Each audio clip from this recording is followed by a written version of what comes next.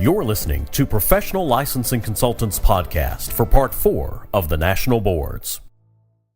The decathlon analogy is a story that sometimes I will use to help a student understand why it is important that we know what the values of the various subject areas are for Part 4, and how, if we know what the weightings are, the percentages of each of these subject areas, how they can actually influence not only what we'll study and how we will prepare for the exam, but also will have a big impact upon our strategy and how we actually approach the test itself.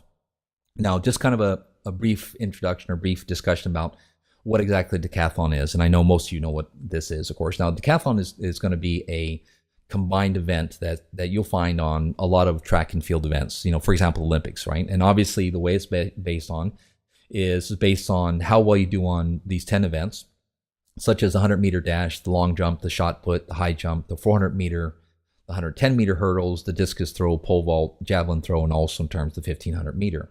Now, the thing is that your results, or how well you do, or if you're going to win this event, depends on how well you do in all these individual sections. And what they basically do is add up. Each of these sections have a point value that you can acquire, and they add up all these points to see how you will do. Now, the way to look at this is, remember that the decathlon is considered to be, these athletes are considered to be the greatest athletes. These are the people that are well-rounded, well-versed in a lot of different areas. Some of these events require speed, some require strength, right? Some require endurance. But the main thing is that these people are considered to be great all-around athletes. In fact, a lot of these people are actually maybe considered to be in a category where they might be considered to be elite in each of these individual sections. So in other words, you may have somebody who's a decathlete that actually could be considered to be a world-class 100-meter runner, right? Or you'll have somebody who perhaps might be world-class if they were just compete in the 1,500-meter race alone. But these are people that are well-versed, well-rounded in all the events that they're going to be competing in.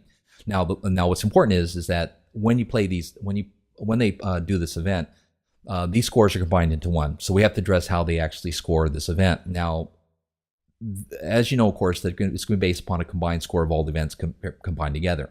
What you want to remember is they don't just go and give a raw score of, say, 1,000 points for every first place and 900 points for every second place and 800 points for every third place. It's a little more complicated than that, okay? And what it's based on is that the score for each event, in other words, running, discus throwing, whatever, is going to be based on a point system within that event, and not simply based on position. So as I said, you're not going to just get 1,000 points for every first place finish. But what happens is that every event's going to have based on a point system within that. So, and it's based upon a number of considerations. Now, I didn't do a lot of the research in this, and apparently it's a pretty complicated way they address that, at least from my understanding. They have formulas, and I've even seen articles that are talking about the math involved with this.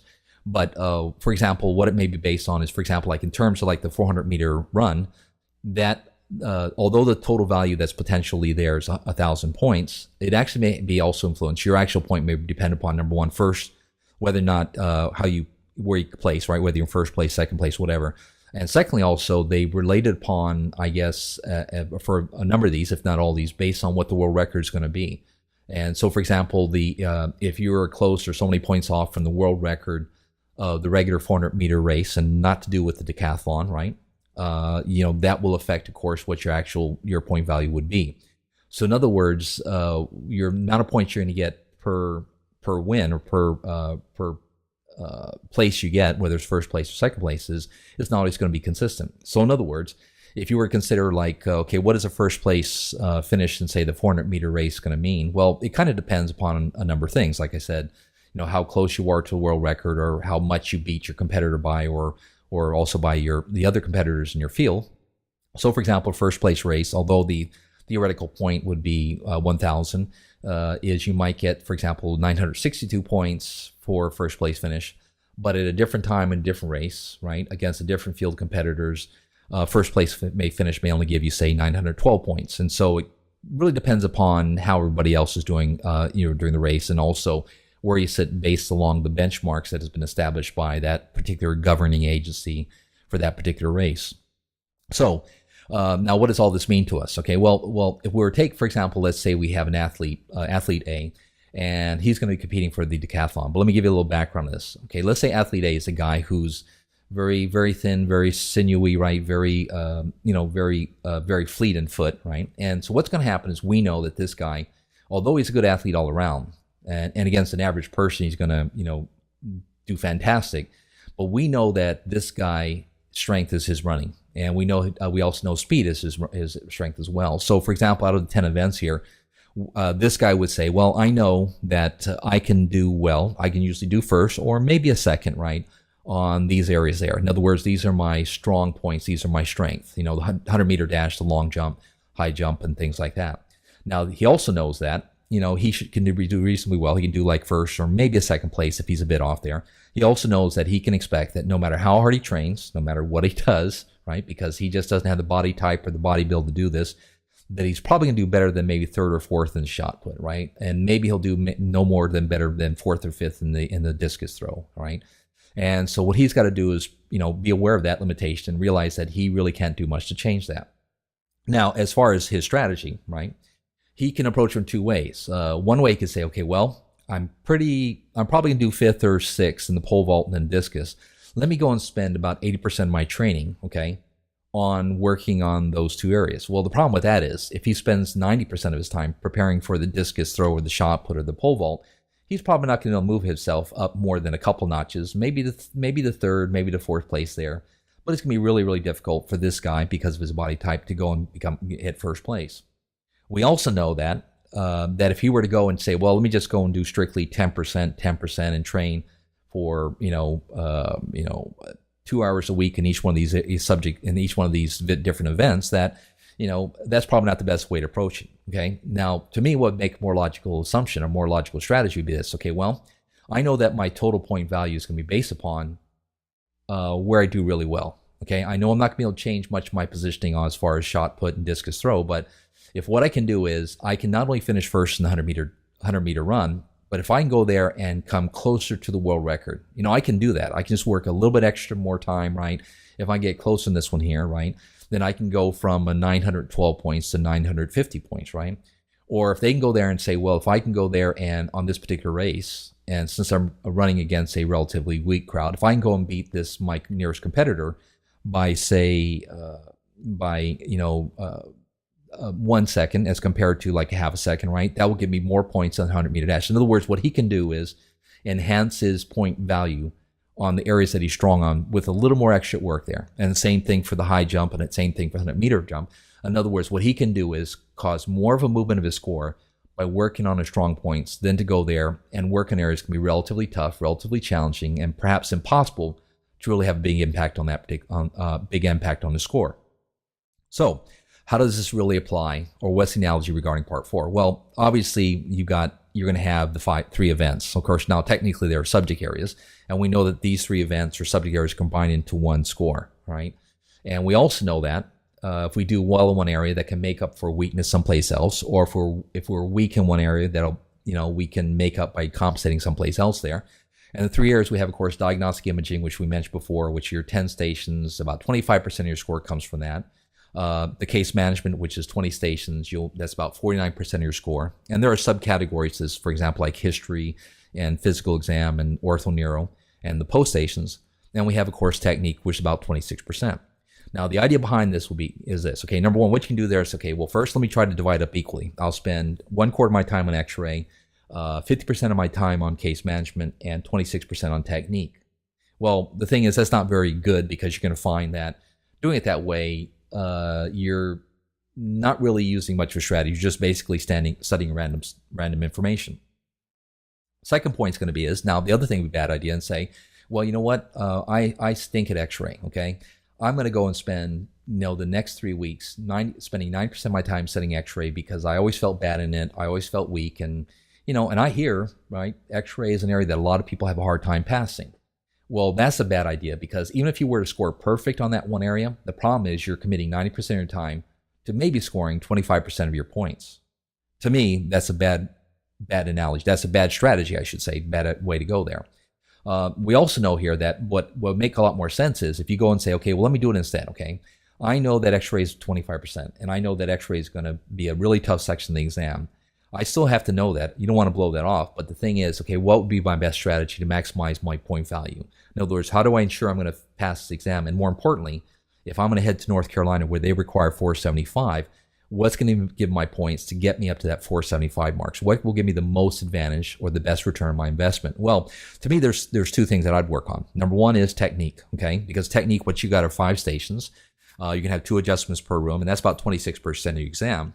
But the good thing is there really are only about 50, maybe 60 adjustments that have ever been asked on Part 4 since 1997. Now, my attitude is this. Well, I can learn, 60 or I can learn 60 adjustments here relatively fast.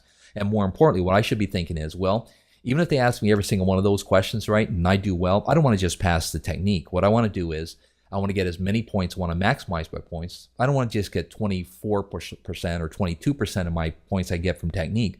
I want to do as perfect as I can. I want to get it up to 26%. Now, the reason for that is if you fail X-ray, how well you do on technique is going to make up the difference. Technique scenario, what I would be willing to do is I'd be willing to spend, 4 or 5 days doing nothing but technique, doing the adjustments again and again and again. So I can do this blindfolded. I can do it in my sleep. I can do it when I'm drunk. I can do it when I'm stoned. Is that you want to make sure you can do technique so it becomes almost automatic. You can do it perfectly, and you can do it on the right side and on the left side here. So there's no way you'll be losing any points. In other words, you're shooting for the first place on technique. You're not shooting for second or third. And to me, for 3 days worth of investment of time, you can get this nailed down really nice and tight and make sure you maximize your points. Another section I'd focus on is case history. And the reason it's going to be is that first is 3 stations. And it works out that, this will be about 6% of your overall score. And this is easy because the great thing on the case history is, first, we know they're going to ask it. B, we know exactly what we're supposed to do, right? And that'll be included in the podcast later on and on the other sections here. But we also know that instead of me shooting for the fact that, well, I can do an 80% recovery points on this part here, your attitude should be, no, what I want to do is if I can get all the points in the case history, so not a single thing squeaks by. In other words, I'm looking for the first place finish on case history. That means I've got a lot more room. So in other words, I don't have to work as hard. I don't have to panic when I on the X-ray. I don't have to panic if by chance I go there and I'm hit with a very tough, challenging test on X-ray. Now, again, I want you to understand, I'm not saying that you want to blow off the X-ray section. You'll have to know that. But the thing is, you've got to be concerned, okay, what's going to give me the most bang for the buck, what most return for the money? And the same thing also, what a lot of times students will do is they'll go back and they will spend a whole week on doing physical exams. When you consider that physical exam is only 1 station, the physical exam station can be worth maybe 4%, maybe 5% of your score. For you to spend a whole entire week practicing heart exam and lung exam and abdominal examination, and for you to go back and practice the eye and ear, even though the eye and ear examination has never been asked on Part 4, is a bad strategic direction to go. It is a bad idea, and it is, frankly, a waste of your time. What you got to be thinking is, okay, well, for me to go and work on this area where it's a low probability and it's an area that's got a very, very poor return on investment, it's a bad idea to invest all your time in that area. Well, to basically summarize what I said, you can see how this draws a pretty good, strong correlation.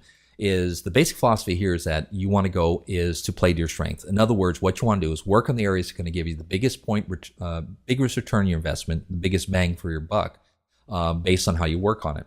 So in other words, what you want to do is you want to maximize your results or your final score by focusing on the high value areas. Okay, the areas we know. Technique is by itself has a higher value than X-ray. And every adjustment has a higher value than every X-ray you're ever going to see there, right? And the other one, you want to focus on the areas that we know we can predict, okay? Like I said, if you know there's going to be 50 to 60 adjustments, what you got to be thinking is, well, I can get that. I can get all those points, okay? You don't want to lose a single point. A passing score in technique is ridiculous. That's baloney. You don't want to get that. What you want to get is, you don't want to get 75% of your technique. You want to get 100% of that, because that will allow you to have a little more leeway, a little more elbow room to fail or mess up on the X-ray. And we also know that it also tells you that we don't want to go and spend too much time studying areas or preparing for areas that have a low return investment, like, for example, the physical exam, which isn't really going to affect your score that much. It's like, some guy who's very fleet, very fast runner to go and spend all their time in the weight room lifting weights just so they can do a little better to try to get maybe a 5th place finish on the shot put as well. And then finally, of course, the other reason why this strategy comes into play is, as I said, you got to keep things in perspective. That means that when you go and take the X-ray exam, okay, now you still want to know the stuff I said here, right? And you want to prepare for this, but We know that X-ray has been notoriously famous for being a difficult exam. And if you walk out of that section thinking, oh man, I did horrible on that. There's no way I got more than half my questions right, okay? Well, that'd be like a decathlete saying, well, man, I just got a 5th place finish on the shot put, right? The thing is, you can't panic. The whole game's not over, right? You're not going to be judged based upon that. What you got to be thinking is, if you did badly in the X-ray, what you got to be thinking is, okay, I've dug myself in a little bit of a hole. What I want to do is I want to go back and on the next day, right, I want to do much better. I want to go there and perfect and make sure that the way I can redeem myself, the way I can salvage the situation is I've got to go there and do fantastic on the case history and do fantastic on the technique section as well. In other words, night before those exams, I'd spend a lot of time focusing, okay, well, that's the best way to make up the difference and make up the point loss that I had from the first day by focusing on these areas. So anyway, I hope that analogy works for you. And if it does, it'll give you an idea part of why this is one of the strategies you want to incorporate, not only when you study and prepare for the exam, but also while you're actually in there during the test. Thank you. This podcast has been brought to you by Professional Licensing Consultants, chiropractic's premier exam specialists.